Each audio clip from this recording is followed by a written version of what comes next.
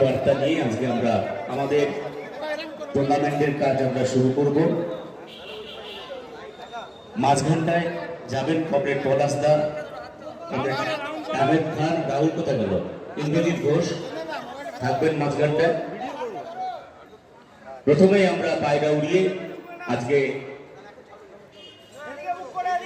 ইনকলাব জিন্দাবাদ, সিআইটিউ জিন্দাবাদ, সিআইটিউ ডাক দেয় বাঁচতে গেলে লড়তে হবে, ইনকলাব জিন্দাবাদ।